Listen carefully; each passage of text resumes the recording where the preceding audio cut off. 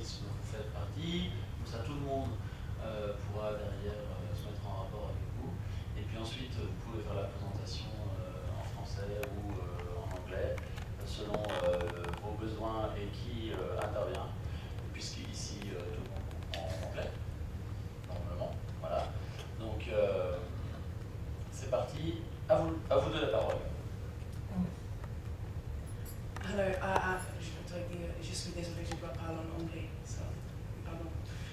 I want to say thank you to the Objectif Science Internationale for inviting us here today, and also thank you for your really interesting talk, which kind of is a good introduction to the project that we wanted to propose to you today.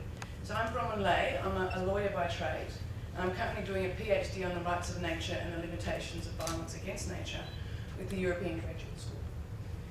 In my research, I've come to the conclusion that the law, I think across the world, will inevitably change towards the incorporation of the material or nature into its fabric. Whether this happens fast or slow, sooner or later, depends on all these multiple factors that we were just talking about. This is one of the reasons, this inevitability is one of the reasons why I'm engaged with a group that's working on a European Citizens Initiative for the inclusion of the rights of nature within the EU legislative framework. So as we're discussing today, this initiative works in tandem with movements around the world, Ecuador and Bolivia.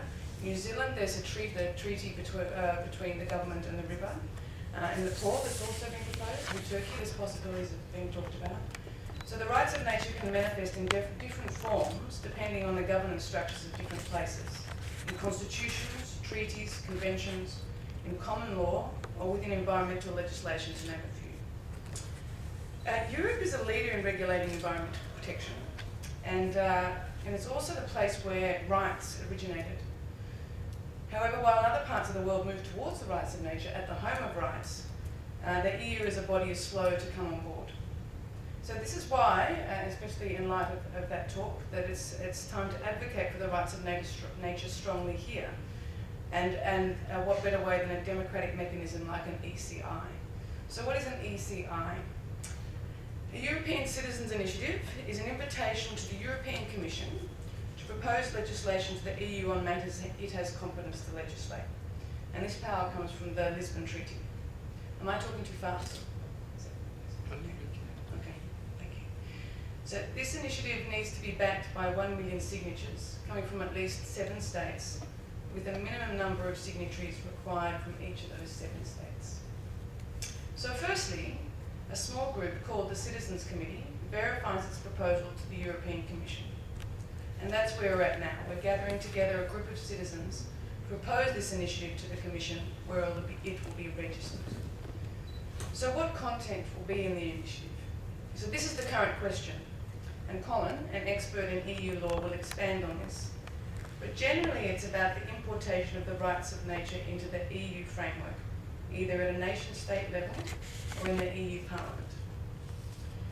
Some of the issues this initiative will canvass are the recognition of natural rights of all life, comprising nature, protection of those rights, and importantly, granting human communities and individuals standing to defend those rights on behalf of the natural world. I mean, as we were talking about the definition of what is nature, one particular issue for Europe is the protection of European natures, those present here, as well as how to protect the resources that enter Europe via the global supply chain. And the rights of nature need to extend from the prevention of pollution to the protection of wilderness. So this brings in plastic and dirt. Also, Europe is of many cultures with many different economic levels and governance capacities, which also needs to be taken into account in drafting the proposal. So our group is currently discussing these issues, but basically an ECI is the starting point to getting these on the political agenda and hopefully into law. It remains important that the first proposal is well thought out and drafted strategically and in depth.